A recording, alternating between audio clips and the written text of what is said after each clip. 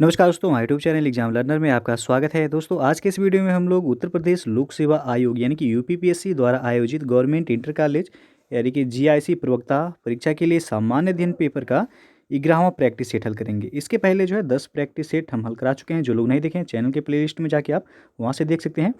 तो वीडियो को आप लोग लाइक शेयर कर दीजिएगा। चैनल पर पहली बार आए हैं तो चैनल को सब्सक्राइब कर लीजिएगा, साथ में बेल आइकन को प्रेस जरूर कर लीजिएगा, जिससे आने वाले अगले वीडियो का नोटिफिकेशन आपको पहले मिल जाए।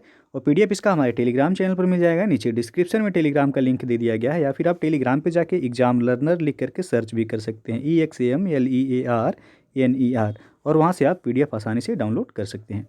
तो चलिए शुरू करते हैं। आज का पहला प्रश्न है, निम्न में से भारत में 19वीं शताब्दी में पड़े किस अकाल को प्रकोप का समुद्र यानी कि सी ऑफ कैलेमिटी कहा गया है? तो 4 विकल्प दिया गया है, इसमें से आपको बताना है कौन सा ऑप्शन सही हो जाएगा। तो यहाँ पे आपका डी ऑप्शन सही हो जाएगा, उड़ीसा अकाल, जो कि 1866 से 67 में आया था। 19वीं शताब्दी में जो है उड़ीसा अकाल, ये आपका 1866 और 67 में जो है भीषण रूप धारण किया था। और इसमें 1865 ईस्वी में सूखा पड़ा, और 1866 ईस्वी में उड़ीसा, मद्रास और उत्तरी बंगाल और बिहार में अकाल पड़ा। और अकाल की भीषणता जो है उड़ीसा में अधिक थी, और पहली बार इतने व्यापक स्तर पर जन क्षति हुई। अनुमान है कि करीब लगभग 13 लाख तो उड़ीसा में ही मृत्युग्रस्त हो गए थे। और इस अकाल को प्रकोप का समुद्र यानी कि सी ऑफ कैलेमिटी कहा गया।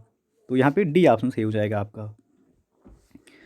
दूसरा प्रश्न है, सूची 1 को सूची 2 के साथ मिलान करना है और कूट के माध्यम से बताना है कि कौन सा विकल्प यहाँ सही हो जाएगा। तो एक तरफ लेखक दिया गया है, दूसरी तरफ पुस्तक का शीर्षक दिया गया है। तो सबसे पहला है बी.डी. सावरकर, इनकी पुस्तक का शीर्षक है the Indian war of independence, यानी कि ए का हो जाएगा दूसरा। उसके बाद बी है आर.सी. मजूमदार, आर.सी. मजूमदार की पुस्तक का शीर्षक है the sipahi mutiny and the revolt of 1857, B का तीसरा। उसके बाद सी है एस.बी. चौधरी, एस.बी. चौधरी की पुस्तक का शीर्षक है civil rebellion in the Indian mutinies 1857 से लेकर 59, यानी कि सी का हो जाएगा चौथा। और डी है अशोक मेहता, अशोक मेहता की पुस्तक का नाम है द ग्रेट रिवेलियन, डी का हो जाएगा पहला। तो 2, 3, 4, 1 जिस ऑप्शन में होगा वह सही हो जाएगा। तो 2, 3, 4, 1 आप देख सकते हैं, विकल्प ये यहाँ सही हो जाएगा। अगला क्वेश्चन है, किस वर्ष भारतेंदु नाट्य अकादमी की स्थापना हुई थी? तो यहाँ पे आपका ए ऑप्शन से हो जाएगा 1975 ईस्वी में। भारतेंदु नाट्य केंद्र की स्थापना अगस्त 1975 में संस्कृति विभाग उत्तर प्रदेश शासन के द्वारा की गई थी, और इस संस्था का नाम बदलकर वर्ष 1981 में भारतेंदु नाट्य अकादमी कर दिया गया था। तो ए ऑप्शन सही हो जाएगा यहाँ। चौथा प्रश्न है, निम्नलिखित में से कौन सा युग्म सुमेलित नहीं है? 4 विकल्प दिया गया है, इसमें आपको बताना है कौन सा सुमेलित नहीं है। तो यहाँ सी ऑप्शन लिखा गया जनता की योजना विनोबा भावे, ये आपका सुमेलित नहीं। जनता की योजना यानी कि पीपुल्स प्लान का मसौदा भारतीय श्रम संघ की ओर से यमयन राय, किसके द्वारा? तो यमयन राय द्वारा तैयार किया गया था। और पीपुल्स प्लान में आर्थिक विकास के एक 10 वर्षीय कार्यक्रम की परिकल्पना की गई थी। तो यहाँ पे सी ऑप्शन सुमेलित नहीं है। बाकी लाहौर प्रस्ताव, फजल उल हक, पीरपुर रिपोर्ट, राज मोहम्मद मेहदी सही है, गांधीयन प्लान, एस.एन. अग्रवाल, ये सभी जो है आपका सुमेलित है। सी ऑप्शन सुमेलित नहीं है। पांचवा प्रश्न है, निम्नलिखित में से विश्व में सब्जियों का सर्वाधिक उत्पादन करने वाला देश कौन सा है? तो यहाँ पे ए ऑप्शन सही हो जाएगा चीन। सब्जियों के उत्पादन में चीन विश्व में पहले स्थान पर है, और भारत का स्थान जो है दूसरा है। छठवां प्रश्न है, आम की बीज रहित प्रजाति कौन सी है? तो यह है सिंधु, डी ऑप्शन सही हो जाएगा यहाँ पे। आम की बीज रहित प्रजाति सिंधु है, यह विश्व की एकमात्र बीज रहित प्रजाति है।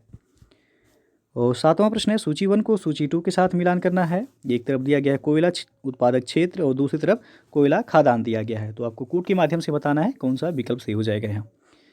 तो सबसे पहला दिया गया है दामोदर घाटी, दामोदर घाटी कोयला खदान कौन सा है? तो यह है बराकर, ये का हो जाएगा दूसरा। उसके बाद बी है सोन घाटी, ये हो जाएगा उबरिया, बी का तीसरा। गोदावरी घाटी ये हो जाएगा सिंगरेनी, इनकी सी का चौथा। और महानदी घाटी हो जाएगा तलचर, डी का हो जाएगा पहला। 2, 3, 4, 1, 2, 3, 4, 1 आप देख सकते हैं, विकल्प ए यहाँ सही हो जाएगा। आठवां क्वेश्चन है आपका, कंचन एक उन्नत किस्म है किसका? तो कंचन आंवला का किस्म है, बी विकल्प सही हो जाएगा यहाँ पे।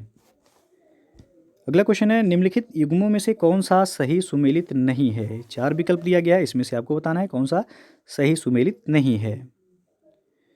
तो जो है यहाँ मिदनापुर नहर दिया गया, कंसावती नदी या फिर कसाई, ये बिल्कुल जो है आपका सुमेलित है।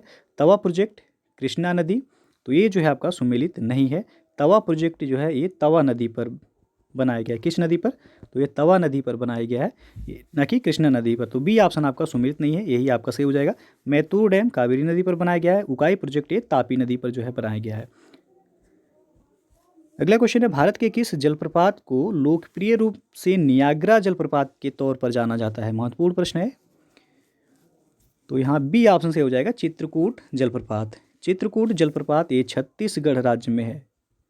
छत्तीसगढ़ राज्य के बस्तर जिले में ये जगदलपुर के पास इंद्रावती नदी पर अवस्थित है। तो प्रश्न कभी कभी जो है पूछा गया है कि भारत का नियाग्रा जलप्रपात किसे कहा जाता है? तो चित्रकूट जलप्रपात को कहा जाता है।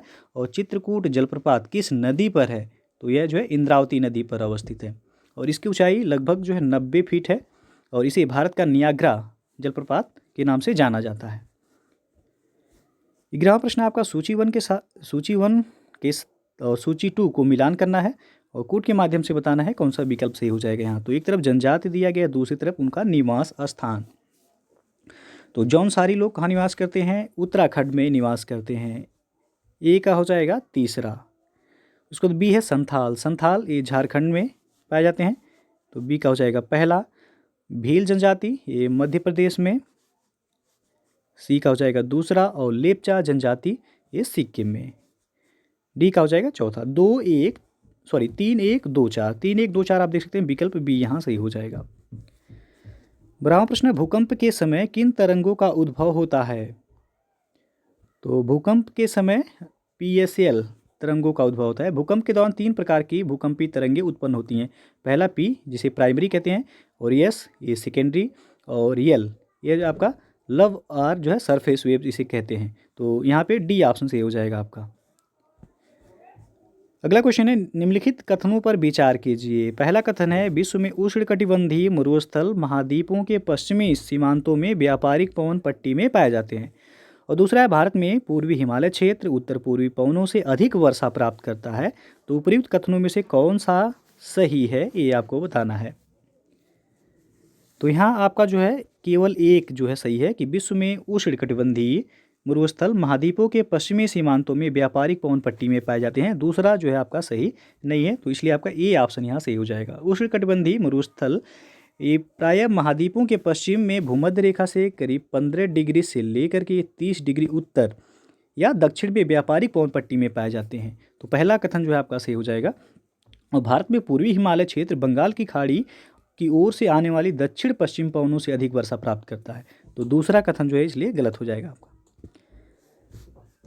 14वां प्रश्न है, निम्नांकित में किसका सुमेल नहीं है? 4 विकल्प दिया गया है, इसमें से किसका सुमेल नहीं है ये बताना है। तो यहाँ बी ऑप्शन दे सकते हैं आप, हम्बोल्ट धारा दिया गया उत्तरी प्रशांत महासागर। तो ये दक्षिणी पूर्वी प्रशांत महासागर से संबंधित है, न कि उत्तरी प्रशांत महासागर से। तो बी विकल्प आपका सुमेलित नहीं है। बाकी ब्राज़ील धारा ये दक्षिण अटलांटिक महासागर सही है।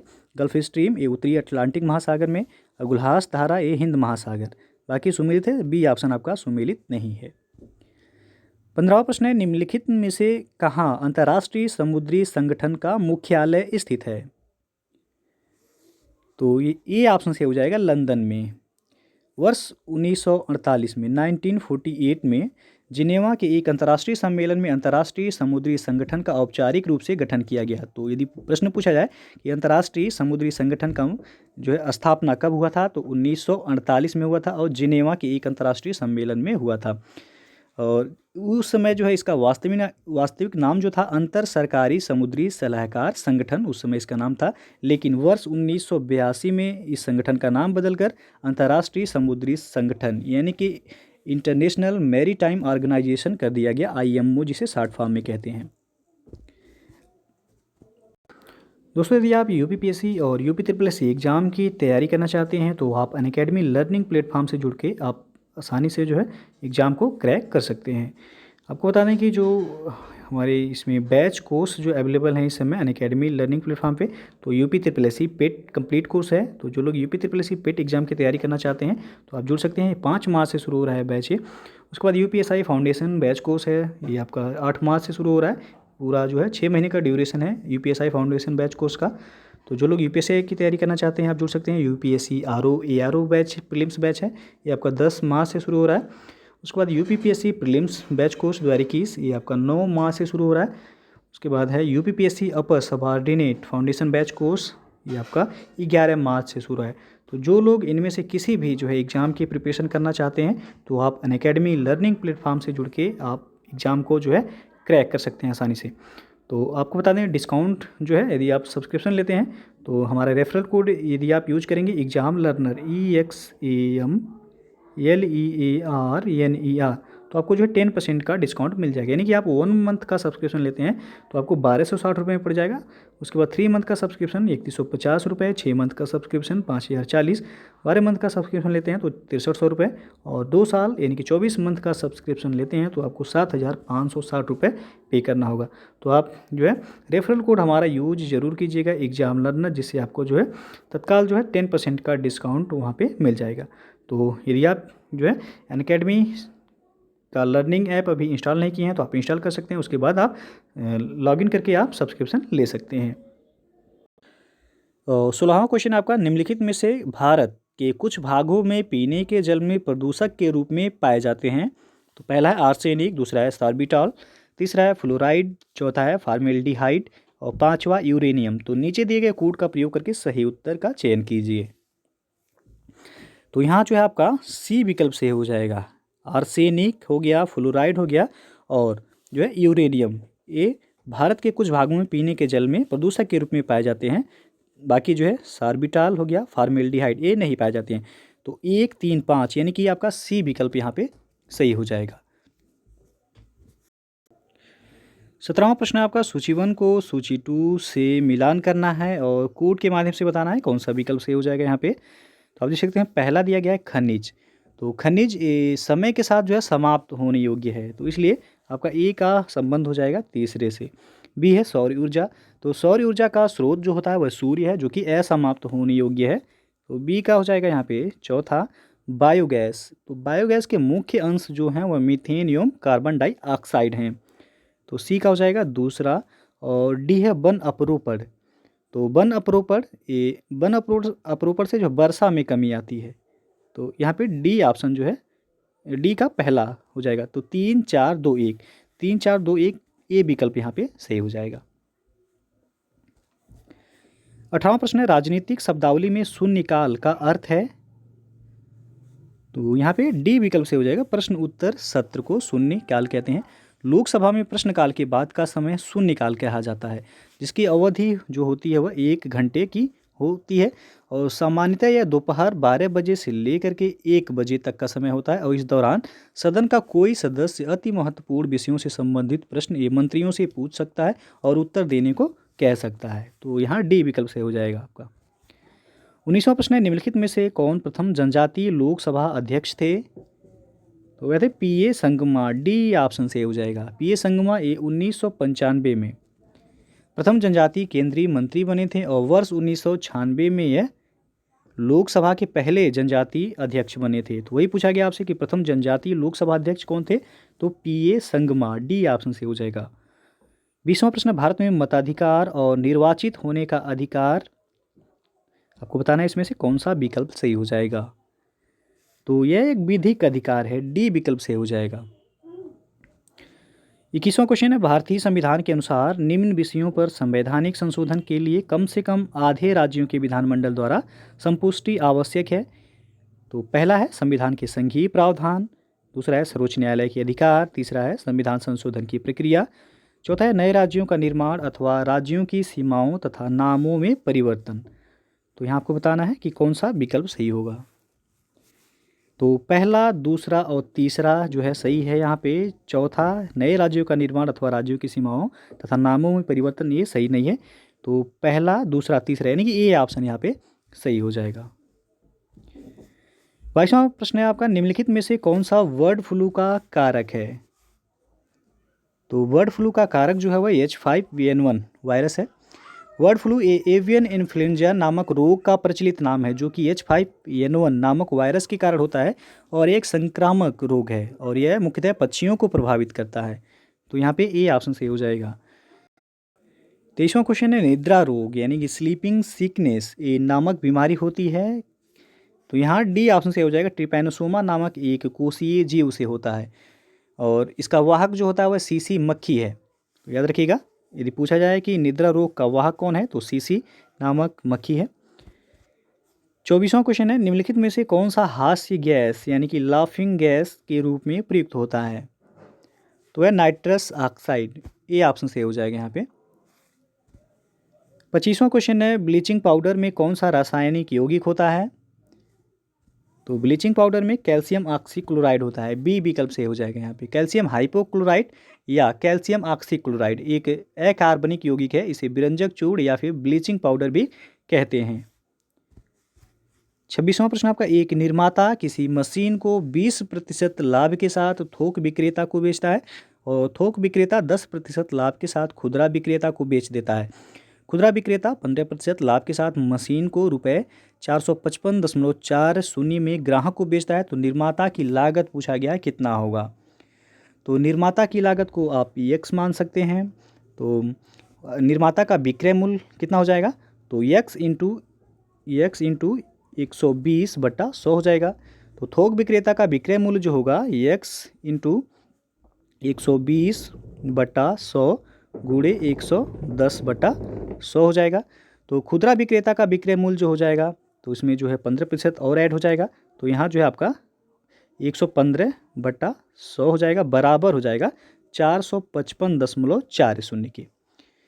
अब जो है इसे आप कट करेंगे तो x बराबर जो हो जाएगा 455, ये ऊपर हो जाएगा 0.40/1.2 इंटू 1.1 इंटू 1.15। इसे आप जब कट करेंगे तो आपका 300 निकल के आएगा, 300 रुपये, यानी कि ऑप्शन जो सही हो जाएगा आपका ए ऑप्शन सही हो जाएगा। यहाँ पे निर्माता की लागत कितना है तो 300 रुपये। 27वां प्रश्न है चतुर्भुज दिया गया है ABCD के विकर्ण एक दूसरे को बिंदु O पर इस प्रकार काटते हैं कि AO/OC बराबर BO/OD। तो चतुर्भुज ABCD पूछा गया क्या है, आयत है कि वर्ग है कि एक समानांतर चतुर्भुज है कि एक समलंब है। तो यहाँ जो है आपका डी ऑप्शन से हो जाएगा, यह एक समलंब है। समलंब चतुर्भुज ABCD के विकर्ण AC और विकर्ण BD एक दूसरे को जो है ये O पर काटते हैं। यह एक जो है आपका समलंब चतुर्भुज है, डी विकल्प यहाँ सही होगा। 28वां क्वेश्चन है व्यंजक दिया गया है, एक ब्रैकेट में है 2 + √2 प्लस 1 अपान ब्रैकेट में 2 + √2 प्लस 1 अपान ब्रैकेट में 2 - √2, यह किसके बराबर होगा पूछा गया है।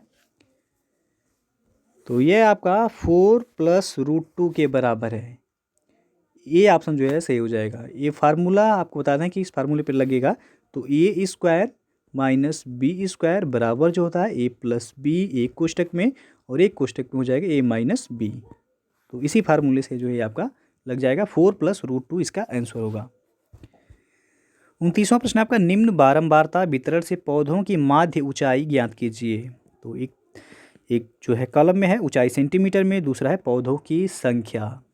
तो ऊंचाई सेंटीमीटर में जो है इसको आप x मान सकते हैं और पौधों की संख्या को आप f मान सकते हैं। तो आप जो निकालेंगे इसका माध्य निकालने का फार्मूला जो होता है σFx/σf जो है हो जाएगा। तो ये जो है आपका हो जाएगा सिग्मा F हो जाएगा पौधों की संख्या, और Fx जो हो जाएगा आप इसमें गुणा करेंगे जब, तो 61 में आप 5 से गुणा करेंगे जब तो हो जाएगा ये 305। ये Fx निकल के आपका आएगा। 64 में 18 से गुणा करेंगे हो जाएगा 1152। 67 में 42 से गुणा करेंगे तो हो जाएगा 2814। 70 में 27 से गुणा करेंगे आप तो हो जाएगा 1890, और 73 में 8 से गुणा करेंगे तो हो जाएगा आपका 584। तो टोटल यदि हम F की बात करें यानी कि ऊंचाई पौधों की संख्या, तो टोटल आप इसे जोड़ेंगे 5 + 18 + 42 + 27 + 8, तो ये इक्वल किसके है तो 100 के हैं। और Fx जो आप निकाले हैं ये 61 में 5 का गुणा करेंगे, 64 में 18 का, 67 में 42 का, 70 में 27 का और 73 में 8 का। तो ये टोटल सिग्मा Fx जो आएगा आपका जोड़ने पे 6745। तो फार्मूला आपको पता है माध्य का सिग्मा Fx/सिग्मा F, तो इसी फार्मूले से आपका लग जाएगा तो हो जाएगा 6745 45 बटा हो जाएगा 100। आंसर जो हो जाएगा आपका ये 67.45, 67.45, यानी कि डी ऑप्शन आपका यहाँ सही हो जाएगा। अगला क्वेश्चन है आपका, वेडनेसडे के लिखने का निम्नलिखित में से कौन सा सही ढंग होगा जबकि शब्द के प्रथम और बीच के तथा अंतिम अक्षर और शब्द के सभी स्वर ये अंग्रेजी के छोटे अक्षरों से तथा शेष वह बड़े अक्षरों से लिखे जाएंगे। तो पहला जो कह रहा है आपका यानी कि जबकि शब्द के प्रथम यानी कि डब्लू है, तो डब्लू कह रहा है छोटा होगा, तो डब्लू छोटा हो गया। उसके बाद जो है कह रहा है बीच के शब्द के प्रथम तथा बीच के तथा अंतिम अक्षर और शब्द के सभी स्वर जो होते हैं आपको पता होगा, ए ई आई ओ यू, ये स्वर होते हैं यानी वावेल होते हैं। तो कह रहा है कि स्वर अंग्रेजी के छोटे अक्षरों से तथा शेष बड़े अक्षरों से लिखे जाएंगे। तो डब्लू हो गया आपका ये स्मॉल हो गया, ई भी आपका स्मॉल होगा यहाँ पे। उसके बाद जो है डी कैपिटल हो जाएगा, एन भी कैपिटल हो जाएगा, ई जो है यानी आपका वावेल है स्मॉल होगा, एस जो है कैपिटल हो जाएगा, डी भी कैपिटल हो जाएगा, ए वावेल है स्मॉल हो जाएगा, वाई जो है लास्ट है इसलिए आपका स्मॉल हो जाएगा। तो आंसर जो हो जाएगा आपका बी ऑप्शन यहाँ से हो जाएगा। डब्लू ई स्मॉल है, डी एन कैपिटल है, ई स्मॉल है, एस डी कैपिटल है, ई वाई स्मॉल है। 31वां क्वेश्चन है, निम्नलिखित में प्रश्नवाचक चिन्ह के स्थानापन्न अक्षर क्या होगा। तो यहाँ जो है आप देख सकते हैं 3 2 5, ये देख सकते हैं आप 3 2 5 दिया गया है ई। तो क्रम जो है ई का होता है वर्णमाला अंग्रेजी के तो 5वां होता है, तो 3 2 जोड़ेंगे 5, वो अंग्रेजी का वर्णमाला का जो है 5वां क्रम है। तो ये हो गया आपका 9 8 17 होता है, क्यू का जो क्रम होता है वह अंग्रेजी वर्णमाला में 17 होता है। इस तरह 7 6 13, तो 13वें नंबर पर जो है आपका यम आता है। अंग्रेजी वर्णमाला के क्रम में देखेंगे तो 13वें नंबर पे यम आएगा, तो इसलिए जो है आपका आंसर जो हो जाएगा सी ऑप्शन से हो जाएगा यम। आप चेक कर सकते हैं आगे भी 5 4 कितना होता है, तो 9 हो जाएगा। 9 में अंग्रेजी वर्णमाला का क्रम जो आता है वो आई आएगा, तो दिया गया है, तो यहाँ पे सी ऑप्शन से हो जाएगा आपका यम होगा। 32वां प्रश्न है, 18/9/1977 को रविवार था, तो एक जोड़े का विवाह स्थिति को हुआ था। अगले 15 वर्षों में उनके विवाह की वर्षगांठ कितनी बार रविवार को पड़ेगी। तो सामान्य वर्ष में 1 दिन तथा लीप वर्ष में 2 दिन की वृद्धि होती है, ये आपको पता होगा।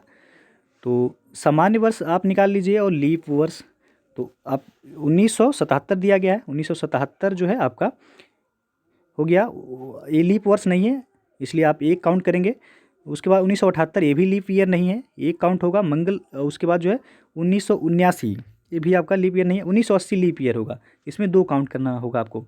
उसके बाद जो है 1981 ये भी नहीं है लीप ईयर, 82 भी नहीं है लीप ईयर, 83 भी नहीं है, 84 जो है आपका लीप ईयर है, जो 4 से डिवाइड हो जाए जो है वो आपका लीप ईयर होगा। 1985 भी लीप ईयर नहीं है, 86 हो जाएगा, 87 नहीं है, 88 जो है लीप ईयर है आपका, 89 भी नहीं है, 90 भी 4 से डिवाइड नहीं होगा तो ये भी लीप ईयर नहीं होगा, 1991 भी लीप ईयर नहीं होगा, 1992 ये 4 से आपका डिवाइड हो जाएगा तो इसलिए लीप ईयर होगा। तो जो है अगले 15 वर्षों में विवाह की वर्षगांठ जो होगी वह रविवार को 2 बार पड़ेगा, यहाँ पे बी ऑप्शन जो है सही हो जाएगा आपका। अगला क्वेश्चन है आपका, उत्तर प्रदेश कृषि अनुसंधान परिषद स्थित है कहाँ पे। तो यह लखनऊ में स्थित है, सी विकल्प से हो जाएगा। उत्तर प्रदेश कृषि अनुसंधान परिषद ये लखनऊ में स्थित है। इसकी स्थापना जो हुई थी 1989 यानी कि 1989 में इसे स्थापित किया गया था। अगला क्वेश्चन है, उत्तर प्रदेश का राज्य चर्म विकास एवं विपणन निगम लिमिटेड कहाँ स्थित है। तो ये आगरा में स्थित है, ये ऑप्शन से हो जाएगा। और इसकी स्थापना जो हुई थी 1974 में की गई थी। 35वां प्रश्न, यदि राष्ट्रपति ने संसद के संयुक्त सत्र के लिए अधिसूचना जारी कर दी और इस बीच लोकसभा विघटित हो जाए तो क्या होगा। तो संयुक्त सत्र जो है यह यथा समय आहूत होगा, ये ऑप्शन से हो जाएगा। भारतीय संविधान के अनुच्छेद 108 के 5 में जो वर्णित है कि यदि राष्ट्रपति ने सदन की संयुक्त बैठक आहूत करने के अपने आशय की सूचना दे दी है और उसके पश्चात लोकसभा का विघटन हो जाता है तो भी संयुक्त बैठक हो सकेगी और विधेयक वह व्यक्तिगत नहीं होगा, इसे पारित किया जा सकेगा, इसलिए आपका ये ऑप्शन सही हो जाएगा। 36वां प्रश्न है, वर्ष 2034 में एशियाई खेलों का आयोजन कहाँ पर किया जाएगा। तो यहाँ पे आपका डी ऑप्शन से हो जाएगा, रियाद में। वर्ष 2020 को एशियाई ओलंपिक परिषद की आम सभा में मतदान के बाद जो है वर्ष 2030 और 34 में होने वाले एशियाई खेलों की मेज़बानी का फैसला किया गया। कतर की राजधानी दोहा में वर्ष 2030 में, तो 2030 का यदि पूछा जाए कहाँ होगा, तो कतर की राजधानी दोहा में आयोजित किया जाएगा, एशियाई खेलों का आयोजन होगा। और रियाद जो कि सऊदी अरब में वर्ष 2034 के एशियाई खेलों का आयोजन किया जाएगा। और 2022 में कतर में जो है फीफा विश्व कप आयोजित किया जाएगा, याद रखिएगा। अगला क्वेश्चन है 15 दिसंबर 2020 को सार्वजनिक क्षेत्र के किस उपक्रम को वर्ष 2020 के प्रतिष्ठित गोल्डन पीकॉक पर्यावरण प्रबंधन पुरस्कार से सम्मानित किया गया है? तो डी ऑप्शन से हो गया यहाँ भारतीय इस्पात प्राधिकरण लिमिटेड यानी कि सेल को। और 29वां प्रश्न है हाल ही में शुरू किए गए इसरो यानी कि इंडियन स्पेस रिसर्च ऑर्गेनाइजेशन के नए एसएसए नियंत्रण केंद्र नेत्र का क्या कार्य है?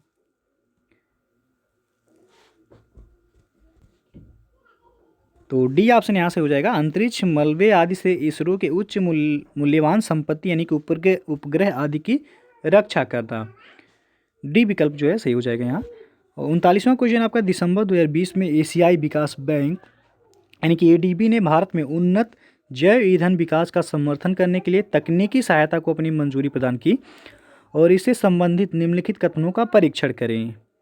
तो पहला दिया गया इसके तहत एशियाई विकास बैंक भारत को $5 मिलियन की तकनीकी सहायता उपलब्ध कराएगा। दूसरा यह अनुदान एशिया क्लीन एनर्जी फंड के तहत वित्त पोषित किया जाएगा। और तीसरा एडीबी जैव ईंधन निवेश को बढ़ावा देने के लिए पेट्रोलियम एवं प्राकृतिक गैस मंत्रालय के साथ साथ इरडा तथा नाबार्ड जैसे संस्थानों के साथ सहयोग करेगा। और चौथा इस नवीकरणीय ऊर्जा से खाद्य सुरक्षा को खतरा पैदा किए बिना ग्रीन हाउस गैस उत्सर्जन में कमी आएगी। तो उपरोक्त दिए गए कथनों में से सत्य कथन आपको बताना है कौन सा होगा यहाँ। तो यहाँ पे आपका डी विकल्प सही हो जाएगा। 2, 3, 4 जो है ये आपका सही है, पहला इसमें सही नहीं है। 7 दिसंबर 2020 को एशियाई विकास बैंक यानी कि एडीबी ने भारत उन्नत जैव ईंधन विकास का समर्थन करने के लिए $2.5 मिलियन लगभग 18 करोड़ रुपए की तकनीकी सहायता को अपनी मंजूरी प्रदान की है, ना कि जो है $5 मिलियन की। तो इसलिए पहला जो है आपका गलत है, दूसरा तीसरा सही है इसमें, तो डी ऑप्शन सही हो जाएगा। अंतिम प्रश्न है हाल ही में कब प्रथम भारत यूरोपीय संघ समुद्री सुरक्षा संवाद वीडियो कॉन्फ्रेंस के माध्यम से आयोजित हुआ है? तो ये 20 जनवरी 2021 को किया गया है, बी ऑप्शन से हो जाएगा। 20 जनवरी 2021 को प्रथम भारत यूरोपीय संघ समुद्री सुरक्षा संवाद वीडियो कॉन्फ्रेंस के माध्यम से आयोजित हुआ। और इस वार्ता की अध्यक्षता जो है EEAS की ओर से निदेशक JNK वाल्फ्रोट ने की, जबकि भारतीय पक्ष की ओर से संयुक्त सचिव संदीप आर्य कौन थे? तो संदीप आर्य ने की थी। तो डेट पूछा गया यहाँ पे 20 जनवरी 2021। तो ये था आपका GIC प्रवक्ता के लिए 11वां प्रैक्टिस सेट। इसके पहले जो है 10 प्रैक्टिस सेट अपलोड हो चुके हैं। जो लोग नहीं देखे हैं चैनल के प्लेलिस्ट में जाइएगा, आपको वहाँ सभी वीडियो मिल जाएंगे। तो वीडियो पसंद आया हो तो लाइक शेयर कर दीजिएगा। चैनल को अभी तक आप सब्सक्राइब नहीं किए हैं तो चैनल को सब्सक्राइब कर लीजिएगा, बेल आइकन को प्रेस कर लीजिएगा, जिससे आने वाले अगले वीडियो का नोटिफिकेशन आपको पहले मिल जाए। PDF इसका हमारे टेलीग्राम चैनल पर मिल जाएगा, नीचे डिस्क्रिप्शन में टेलीग्राम का लिंक दे दिया गया है, वहाँ से ज्वाइन करके आप PDF डाउनलोड कर सकते हैं। तो वीडियो को पूरा देखने के लिए बहुत बहुत धन्यवाद।